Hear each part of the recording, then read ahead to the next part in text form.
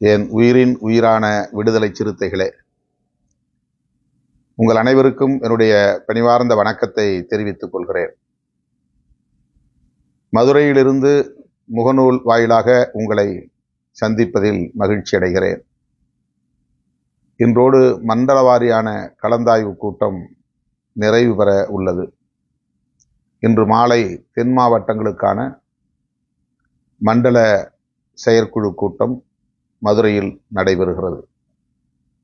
October 2ஆம் தேதி நடைபெறவுள்ள மது மற்றும் போதைப்பொருள் ஒழிப்பு மகளிர் மாநாட்டுக்கான முன்னேற்பாடுகள் குறித்த கலந்தாய்வு கூட்டமாக இந்த கூட்டங்கள் நடைபெற்று வருகின்றன.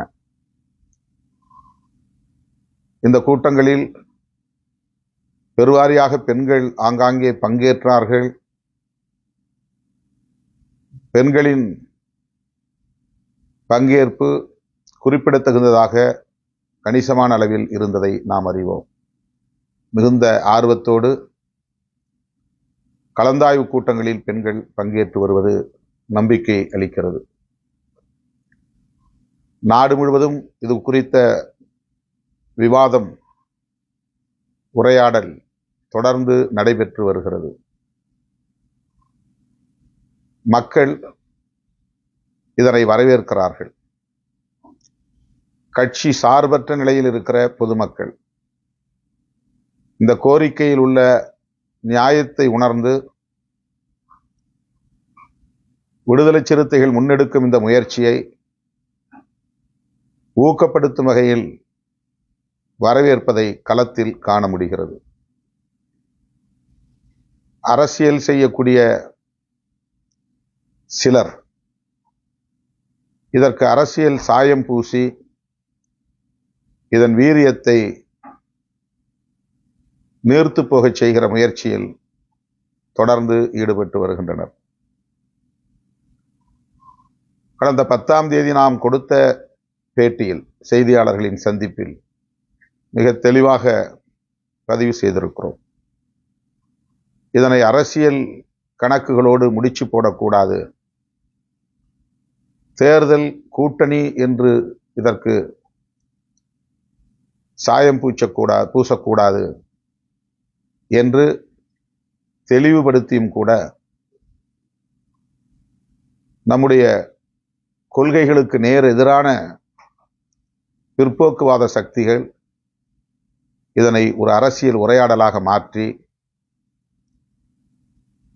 நமக்கும் ஒரு நெருக்கடியை ஏற்படுத்தி இதற்கு நாம் தொடர்ந்து விளக்கம் தரக்கூடிய ஒரு சூழலை உருவாக்கி இருக்கிறார்கள். அவற்றையெல்லாம் பொருட்படுத்தாமல் மகளிர் மாநாட்டை வெற்றி பெறச் செய்வதற்குரிய ஏற்பாடுகளில் இயக்கத் தோழர்கள் தீவிரம் காட்ட வேண்டும். இன்னும் 10 நாட்கள் எஞ்சியுள்ளன. செய்ய வேண்டிய வேலைகள் ஏராளம் உள்ளன. இந்த 10 நாட்களில் போதிய அளவுக்கு சுவர் விளம்பரங்களை எழுத முடியும். ஆகவே தோழர்கள், மது மற்றும் போதைப்பொருள் ஒழிப்பு மகளிர் மாநாடு உளுந்தூர்பேட்டையில் அணிதிரள்வோம் என்பதை ஆங்காங்கே சுவர் விளம்பரங்களாக எழுத வேண்டும். விளம்பர தட்டிகள், அதாவது டிஜிட்டல் பேனர்ஸ், விளம்பர தட்டிகளை வைக்க வேண்டும்.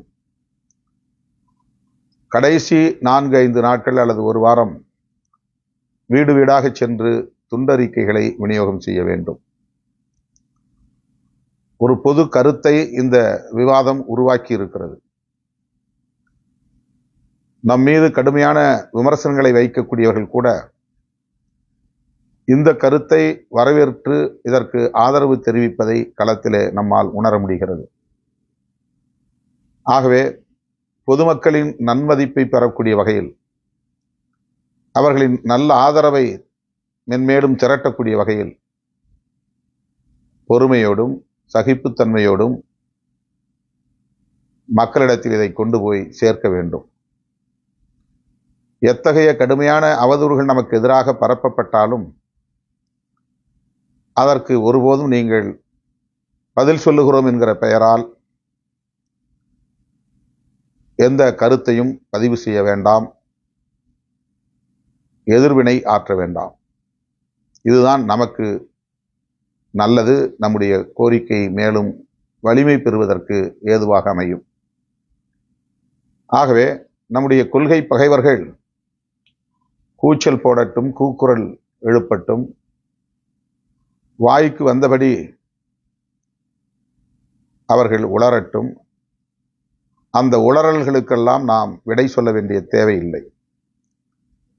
ஏன் அவர்கள் அதை செய்கிறார்கள் என்பது நமக்கு தெரிந்த பிறகு நாம் ஏன் பதற்றப்பட வேண்டும்? அவர்களுக்கு உள்நோக்கம் இருக்கிறது, ஆகவே அதை செய்கிறார்கள். யாரோ ஒரு சக்தி அவர்களை தூண்டிவிடுகிறது, அல்லது சனாதன சக்திகள் அவர்களுக்கு பின்னால் இருக்கிறார்கள், எனவே அவர்கள் ஆட்டம் போடுகிறார்கள் என்பதெல்லாம் நாம் அறிந்த உண்மை. எனவே அதை பற்றி நாம் கிஞ்சித்தும் கவலைப்பட தேவையில்லை. மது ஒழிப்பு குறித்து நாம் வைக்கக்கூடிய கோரிக்கைகள் இரண்டு கோரிக்கைகள் தான். திசை திருப்புகிறார்கள், திரிபுவாதம் செய்கிறார்கள். நாம் ஏதோ மாநில அரசுக்கு கோரிக்கை வைக்காமல் இந்திய ஒன்றிய அரசுக்கு மட்டுமே கோரிக்கை வைப்பதை போன்ற ஒரு தோற்றத்தை ஏற்படுத்துகிறார்கள். ஒன்று அவர்கள் கவனிக்காமல் விமர்சிக்கிறார்கள் என்று நாம் எடுத்துக்கொள்ளலாம், அல்லது வேண்டுமென்றே திரிபுவாதம் செய்கிறார்கள், நமக்கு எதிரான பொது உளவியலை கட்டமைக்க முயற்சிக்கிறார்கள் என்று நாம் புரிந்து கொள்ளலாம். நம்முடைய கோரிக்கை பூரண மதுவிலக்கு, அதாவது முழு மதுவிலக்கு. அது தமிழ்நாடு அரசுக்கானது. நமது இரண்டாவது கோரிக்கை தேசிய மதுவிலக்கு கொள்கை, அது தொடர்பான சட்டம். இது இந்திய ஒன்றிய அரசுக்கானது. இவ்விரு கோரிக்கைகளையும் சமகாலத்தில் நாம் வைக்கிறோம், ஒரே நேரத்தில் நாம் வைக்கிறோம். அண்மையில் மாண்புமிகு முதல்வர் அவர்களை நாம் சந்தித்து இந்த இரு கோரிக்கைகளும் அடங்கிய கோரிக்கை மனுவைத்தான் நாம் வழங்கினோம். ஆனால் அந்த கோரிக்கை மனுவிலே நாம் இந்திய ஒன்றிய அரசுக்கு மட்டுமே கோரிக்கை வைத்திருப்பதாகவும், தமிழ்நாடு அரசை பொருட்படுத்தவில்லை அல்லது அவர்களுக்கு எந்த கோரிக்கையும் நாம் வைக்கவில்லை என்பதை போன்ற ஒரு தோற்றத்தை திட்டமிட்டு உருவாக்கி வருகிறார்கள். இது முற்றிலும் தவறானது, பிழையானது, திட்டமிட்டு பரப்பப்படுகிற அவதூறாகும். ஆகவே தோழர்கள் அதில் எந்த குழப்பத்திற்கும் ஆளாக வேண்டாம். முதல்வரை ஏன் சந்திக்க வேண்டும், திமுகவினர் ஏன் இந்த மாநாட்டில் பங்கேற்க வேண்டும் என்றெல்லாம் திரும்ப திரும்ப கேள்வி எழுப்புகிறார்கள். திமுக உள்ளிட்ட எல்லோரும் இந்த கருத்திலே உடன்பாடு உள்ளவர்களாக இருக்கிற போது எல்லோரும் ஓரணியில் நின்று இதற்கு குரல் எழுப்ப வேண்டும் என்பதுதான் நம்முடைய கோரிக்கை. அதுதான் முதலில் நாம் வைத்த அறைகூவல். அப்படி என்றால் திமுகவுக்கும் அதிலே பொறுப்பு இருக்கிறது, ஆளுங்கட்சியாக இருந்தாலும் அதற்கு பொறுப்பு இருக்கிறது என்றுதான் பொருள். ஆகவே திமுகவும் அதற்கு இணக்கம் தெரிவிக்கக்கூடிய வகையில், இசைவு தெரிவிக்கக்கூடிய வகையில், உங்கள் கோரிக்கை நியாயமானதுதான் என்று உறுதிப்படுத்தும் வகையில் இந்த மாநாட்டில் பங்கேற்க முன்வந்திருக்கிறார்கள். இந்த நிலையில் மீண்டும் நம்முடைய கொள்கை பகைவர்கள் அவர்கள் எதிர்பார்த்தது நிறைவேறாமல் போனதால் வாயிலும் வயிற்றிலும் அடித்துக் கொள்கிறார்கள். வாய்க்கு வந்ததை பேசிக் கொண்டிருக்கிறார்கள், வன்மங்களை கக்கிக் கொண்டிருக்கிறார்கள், பிதற்றிக் கொண்டிருக்கிறார்கள். ஏதோ நாம் வீரியம் இழந்து விட்டோம், வீழ்ந்து விட்டோம், பயந்து பின்வாங்கி விட்டோம், மொத்த மாநாட்டுக்குமான வீரியம் நீர்த்து போய்விட்டது, இது போன்ற விவாதங்களை நடத்தி கொண்டிருக்கிறார்கள். யார் என்ன விவாதம் நடத்தினாலும் அதை பொருட்படுத்த தேவையில்லை. அவர்கள் எதிர்பார்த்தது திமுகவுக்கும் விசிகாவுக்கும் இடையிலே உரசல் ஏற்பட்டு விட்டது. இதை பெரிய இடைவெளியாக்க வேண்டும், மிகப்பெரிய விரிசலாக்க வேண்டும். இதன் மூலம் திமுகவிடமிருந்து, திமுக கூட்டணியிலிருந்து விடுதலை சிறுத்தைகளை வெளியேற்ற வேண்டும். அதன் மூலம் திமுக கூட்டணியை பலவீனப்படுத்தி விடுதலை சிறுத்தைகளையும் நடுத்தருவிலே நிறுத்த வேண்டும் என்பதுதான் அந்த கொள்கை பகைவர்களின் ஒரே எதிர்பார்ப்பு. அது நிகழவில்லை, ஏமாந்து போனார்கள், விரக்தியில் வாய்க்கு வந்ததை சொல்லிக் கொண்டிருக்கிறார்கள். இதை தோழர்கள் தெளிவாக புரிந்து கொள்ள வேண்டும் என்று மீண்டும் வலியுறுத்த விரும்புகிறேன். இன்று மதுரையில் மண்டல செயற்குழுவில் பங்கேற்க வந்த சூழலில் மேலூரை ஒட்டியுள்ள பல்வேறு கிராமங்களில் கொடியேற்று விழா நிகழ்ச்சிகளுக்கு தோழர்கள் ஏற்பாடு செய்ததாக அறிய வந்தேன். அதனை தள்ளி வைக்க வேண்டுமாறு கேட்டுக்கொள்கிறேன். நேரமும் இல்லை, என்னுடைய உடல்நலமும் ஒத்துழைக்க இயலாத ஒரு சூழல் இருக்கிறது. தொடர்ச்சியான பயணம், ஒரு நாளைக்கு 20-22 மணி நேரம் பணிச்சுமைகள். ஆகவே இன்றைக்கு முற்பகலில் இந்த கொடியேற்று விழா நிகழ்வுகளில் பங்கேற்பதாக அறிவித்திருந்தார்கள். வர இயலவில்லை. மேலூர் வட்டாரத்தை சார்ந்த தோழர்கள் பொறுத்தருள வேண்டும். மாலை நடைபெறவிருக்கிற மண்டல செயற்குழுவுக்கு வர வேண்டும் என்று கேட்டுக்கொள்கிறேன். இன்னொரு நாளில் அதற்கென தனியே நேரத்தை ஒதுக்கி அந்த நிகழ்வுகளில் பங்கேற்பேன். ஆகவே ஏற்பாடுகளை செய்த தோழர்கள் பொறுத்தருள வேண்டும் என்று கேட்டுக்கொள்கிறேன். இந்த மண்டல செயற்குழு 2 இடங்களில் நடத்துவதாக முதலில் நாம் திட்டமிட்டிருந்தோம், மதுரை மற்றும் திருநெல்வேலி ஆகிய இடங்களில். ஆனால் நமக்கு போதிய கால அவகாசமில்லை. ஆகவே ஒரே இடத்தில் ஒட்டுமொத்த தென் மாவட்டங்களுக்குமான மண்டல செயற்குழுவை நடத்துகிறோம். எனவே திருநெல்வேலி, தென்காசி, தூத்துக்குடி, கன்னியாகுமரி ஆகிய மாவட்டங்களை சார்ந்த தோழர்கள், குறிப்பாக முன்னணி தோழர்கள், மாவட்ட பொறுப்பாளர்கள், மாநில பொறுப்பாளர்கள், அதிலும் குறிப்பாக மகளிர் விடுதலை இயக்கத்தை சார்ந்த தோழர்கள் கட்டாயம் தவறாமல் இந்த மண்டல செயற்குழுவில் பங்கேற்க வேண்டும். உங்கள் பகுதிகளில் இருந்து நீங்கள் மதுரையை நோக்கி புறப்பட்டிருப்பீர்கள் என்று நான் பெரிதும் நம்புகிறேன். மிக முக்கியமான ஒரு வேண்டுகோள், மாவட்ட அளவில், ஒன்றிய அளவில், நகர அளவில் மகளிர் விடுதலை இயக்கத்திற்கான பொறுப்பாளர்கள் இதுவரையில் நியமிக்கப்படாமல் காலியாக இருந்தால் 2 நாட்களில் அவற்றை எல்லாம் நீங்கள் நிரப்பிக்கொள்ள வேண்டும். மாவட்ட செயலாளர்களுக்கே அந்த அதிகாரம் இருக்கிறது. கட்சியின் மாவட்ட செயலாளர், மகளிர் விடுதலை இயக்கத்தின் மாவட்ட செயலாளர் இணைந்து காலியாக உள்ள நிரப்பப்படாத பொறுப்புகளுக்கு தகுதியானவர்களை தேர்வு செய்து நீங்களே அறிவிப்பு செய்ய வேண்டும். அதன் பின்னர் என்னிடத்தில் நீங்கள் மாநாடு முடிந்த பிறகு கூட ஒப்புதல் பெற்றுக்கொள்ளலாம். மகளிர் விடுதலை இயக்கத்தை சார்ந்த பொறுப்பாளர்கள் சீருடை அணிந்து மாநாட்டுக்கு வர வேண்டும் என்பதற்காக தலைமையில் இருந்து பல்லாயிரக்கணக்கான புடவைகள்